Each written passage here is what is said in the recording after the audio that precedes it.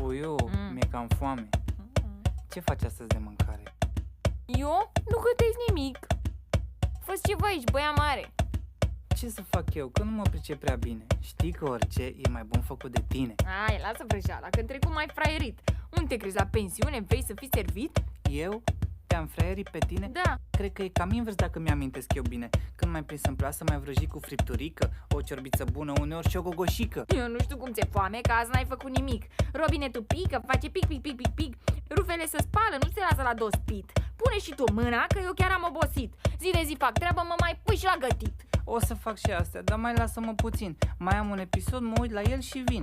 Până una alta, eu mai am o întrebare. Ce? Mi-e puțin fomică. Ce faci de mâncare? Dacă mai insiști, fac implozie, îți zic. Nu vezi că citesc și nu mai înțeleg nimic? Mai bine pune mâna și fă ce te-am rugat și apoi poate vedem dacă rămâi nemâncat.